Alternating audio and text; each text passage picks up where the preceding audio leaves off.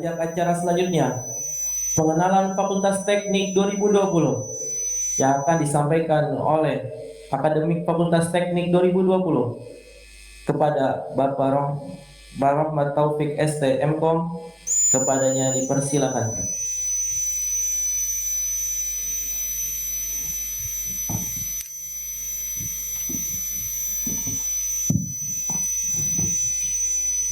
Assalamualaikum warahmatullahi wabarakatuh. Yang saya hormati Dekan Fakultas Teknik, Dr. Insinyur Saiful Haq MSI, kandidat. Yang saya hormati Wakil Dekan 2 Fakultas Teknik, Haji Samsul Bahri, DRS MSI. Yang saya hormati Bapak Ibu Kaprodi, mulai dari program studi teknik informatika, program studi teknik industri, program studi teknik elektro, dan program studi teknik sipil. Yang saya hormati Bapak Ibu Kepala Lab Teknologi Fakultas Teknik, terima kasih sudah hadir. Yang saya hormati Bapak Gugus Penjamin Mutu GPM, mungkin dia berada di Zoom ya, belum ada di sini. Dan yang saya hormati tim jurnal Fakultas Teknik. Tidak lupa saya mengucapkan terima kasih banyak kepada seluruh panitia yang sudah bekerja untuk terselenggaranya kegiatan ini kurang lebih selama 1 bulan lebih ya. Jadi panitia itu yang terdiri dari BEM dan IMM membutuhkan waktu kurang lebih 1 bulan untuk menyelenggarakan kegiatan ini. Jadi ini sudah dirancang jauh-jauh hari dan alhamdulillah hari ini bisa berlangsung secara baik. Tidak lupa pula saya ucapkan terima kasih banyak kepada seluruh mahasiswa baru Fakultas Teknik tahun akademik 2020-2021.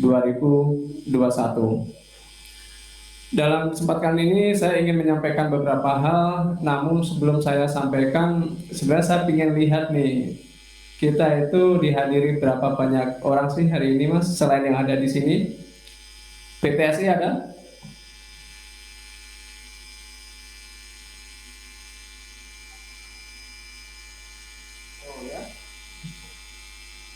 Dihadiri sekitar 400 mahasiswa ya. Tepuk tangan ya.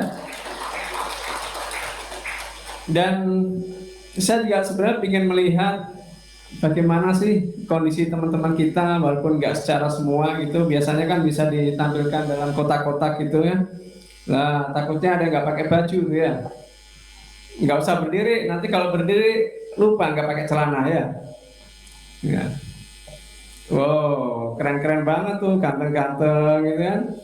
Pak Dekan, sebenarnya saya ingin curhat juga, saya minder nih ngasih apa namanya pengantar di sini karena saya amati mahasiswanya itu kan ganteng-ganteng ya, yang perempuan juga pada cantik-cantik gitu, apalagi sama-sama pakai batik itu seolah-olah kayak teman aja kita ya.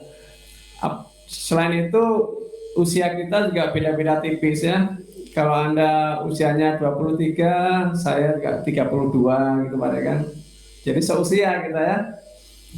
Kalau Anda 11, saya 12 gitu ya. Oke, terima kasih sudah hadir dan insya Allah juga yang hadir terus bertambah sehingga nanti bisa mencapai maksimal kehadirannya ya. Poin-poin yang akan saya sampaikan di sini saya sudah menulis ada 9 poin. Jadi kalau tadi saya diskusi sama Pak Wakil Dekan 2, kurang lebihnya kan 10 menit gitu saya ngasih acara. Lalu nanti Anda juga bisa sharing di luar sesi ini. Yang pertama saya ingin menjelaskan visi Fakultas Teknik, yaitu menjadi fakultas yang berintegrasi, profesional, dan islami dalam pengembangan IPTEX. Jadi integritas, profesional, dan islami. Integritas dan profesional nanti akan ditempuh kami melalui akademik, sedangkan islami juga nanti Anda akan mengikuti mata kuliah AIK, Al-Islam, Kemuhammadiyahan, dan Bahasa Arab. Jadi mata kuliah AIK itu ada AIK 1, AIK 2, AIK 3, AIK 4, AIK 5. Mudah-mudahan nanti Anda tidak kepanasan pada saat mengikuti mata kuliah AIK. Karena beberapa teman, kenapa nggak kuliah? Gitu. Panas Pak katanya gitu ya. Jadi Anda kan kelihatannya nggak ada yang kepanasan nanti AIK. Yang kedua yang ingin saya sampaikan, tancapkan cita-cita Anda sedalam mungkin. Jadi tadi yang disampaikan Pak Dekan bahwa insya Allah Anda akan menjadi sarjana teknik bagi 4 prodi dan untuk informatika menjadi sarjana komputer di tahun 2024, gitu kan? Insya Allah. Jadi cita-cita itu Anda ingat-ingat, kalau perlu Anda tulis, Anda print, tempel di mana? Di kamar ya, tempel di kamar sebagai motivasi Anda.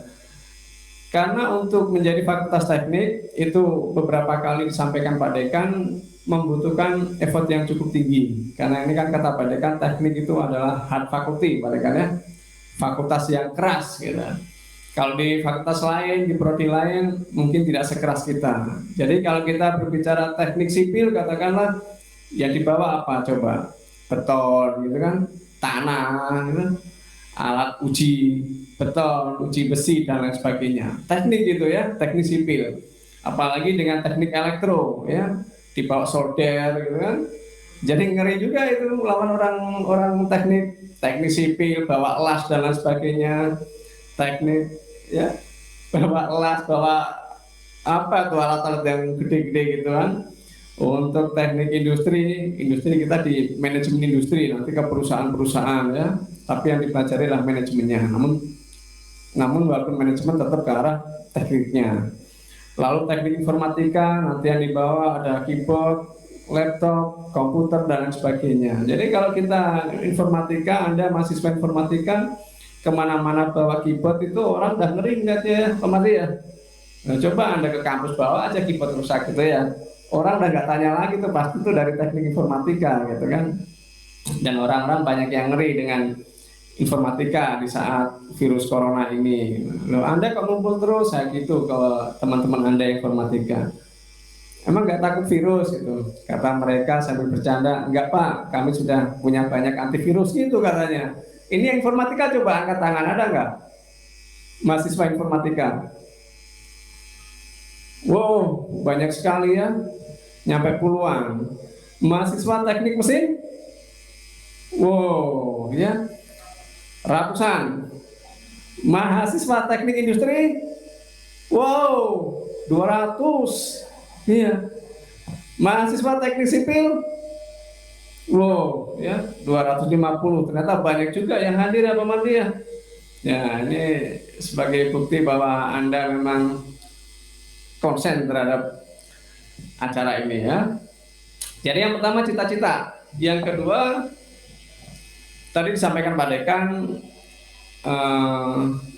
Anda harus cepat lulus lah ya, cepat lulus atau lulus tahun 2024. Dan untuk bisa lulus di tahun 2024, insya Allah itu Anda nggak bisa langsung tiba-tiba pengen lulus gitu, tetap Anda mengikuti prosedur. Prosedurnya itu Anda menempuh semester 1, semester 2, semester 3, semester 4, semester 5, semester 6, semester 7, nanti ditutup dengan skripsi, baru Anda bisa lulus. Jadi Anda nggak usah terlalu pingin cepat lulus juga ya. Baru semester 4 sudah bilang Pak Dekan, Pak saya mau lulus gitu, kan nggak bisa. Bisa lulus kan nanti tanpa ijazah Pak Madi ya. Semester 4 pengen lulus tanpa ijazah. Semester 5 pengen lulus tanpa ijazah. Kan sayang. Jadi Anda tetap harus lulus dengan menempuh prosedur yang ada ataupun SOP. Secara akademik, dari sisi akademik ya, itu yang harus Anda lakukan yang pertama adalah mengisi KRS, kartu rencana studi. Setelah ngisi KRS, nanti Anda hadir setiap waktu kuliah, Anda mengerjakan tugas, Anda mengikuti UTS, mengikuti UAS, ujian akhir semester. Bagaimana kalau Anda nggak ngisi KRS tapi Anda kuliah? Ya sama aja, dianggap apa Pak Mali? Dianggap penumpang gelap ya, bukan dianggap sebagai mahasiswa. Ada juga mahasiswa yang sudah kuliah terus sampai UTS sampai UAS ternyata nggak ngisi KRS, kan sayang. Itu kita anggap nonaktif. Anda sudah effort datang ya, sudah kuliah mengerjakan tugas namun Anda belum terdaftar. Kenapa sih harus isi KRS ya? Karena kita juga setiap semester harus pelaporan ke PDDikti. Jadi data Anda itu bisa Anda cek secara real time ya, setiap semester itu nanti akan muncul. Jadi disitulah keabsahan Anda sebagai mahasiswa itu bisa ditampilkan. Ada juga mahasiswa yang ngisi KRS tapi nggak pernah masuk kuliah, sama juga nggak lulus ya. Anda ngisi KRS nggak kuliah pun nggak lulus. Anda nggak ngisi KRS kuliah pun nggak lulus. Jadi tolong diikuti aturan KRS, nanti lihat KHS, hadir, tugas dikerjakan, UAS nanti ikut. Selain akademik nanti keuangan ada Pak Haji ya, Wakil Dekan 2. Yang ketiga, karena ini kita sesinya sesi Zoom dan Anda juga tidak bisa ketemu dengan tatap muka, jadi harapan saya ada informasi apapun berkenaan dengan perkuliahan itu tolong langsung di-set di kelas masing-masing. Jangan sampai ada teman Anda yang nggak tahu ada informasi. Kalau perlu Anda yang mungkin sudah pada kenal dengan teman-teman di Japri atau dikomunikasikan lewat apa gitu. Karena saya pribadi kalau melihat ada teman Anda yang ketinggalan informasi, misalkan waktu pengisian KRS terakhir misalkan ya tanggal 10 November misalkan, itu ada 1-2 orang teman Anda yang nggak tahu, kan saya kasihan juga. Karena kita nggak menuntut kemungkinan, siapa tahu teman Anda yang Anda tolong saat ini nanti dia akan nolong Anda di 5 tahun ataupun 10 tahun yang akan datang. Jadi di-share informasi yang ada, saling share di grup Anda masing-masing. Lalu bagaimana cara belajar yang baik? Jadi jika Anda itu kuliah 2 SKS, itu pada prinsipnya waktu saya dulu kuliah di S1 disampaikan kalau kita kuliah 2 SKS itu kita di kampus belajar 2 jam, lalu kita di rumah belajar 2 jam, dan kita juga belajar kelompok sama teman kita selama 2 jam. Jadi selama 1 minggu Anda mengikuti mata kuliah 2 SKS, itu Anda belajar selama 6 jam selama 1 minggu. Dan itu jika Anda implementasikan ya, insya Allah Anda nanti akan sukses. Pasti ilmu-ilmu sudah di luar kepala itu. Kalau Anda misalkan hari Senin pertemuan 2 jam, 2 SKS, itu Anda pelajari di rumah 2 jam, lalu nanti Anda sharing sama teman atau di internet dan sebagainya selama 2 jam. Insya Allah Anda sudah paham betul ya.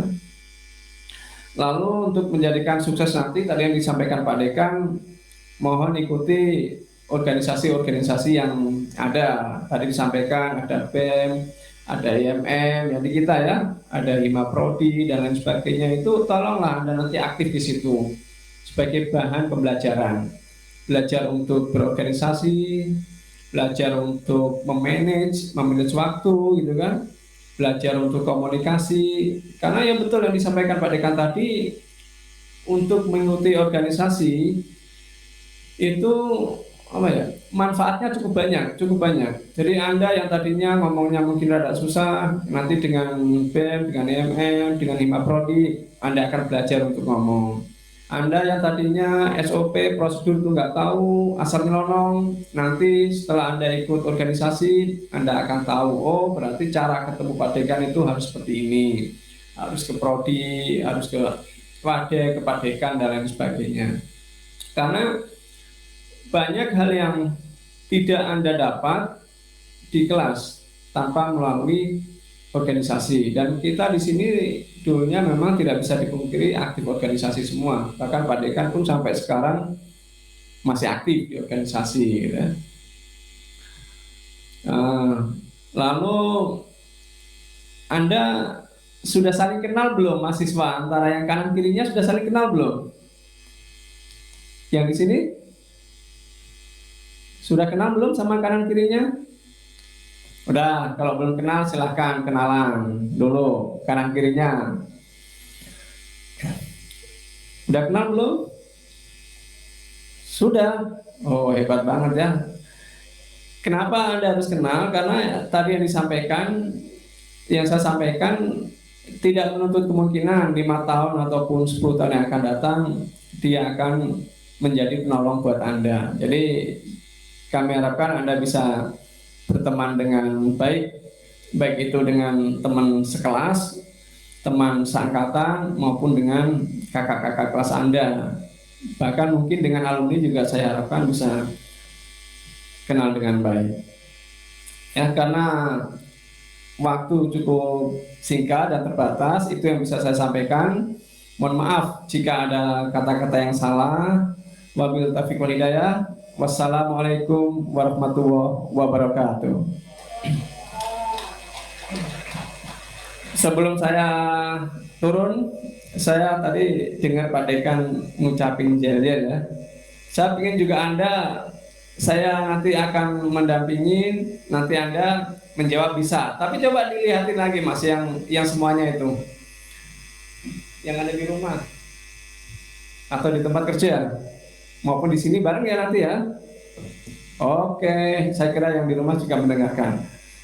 Nggak usah sapaan dulu, langsung saya bilang, nanti Anda cukup bilang sama seperti yang Pak Dekan sampaikan tadi. Teknik, teknik, teknik. Terima kasih.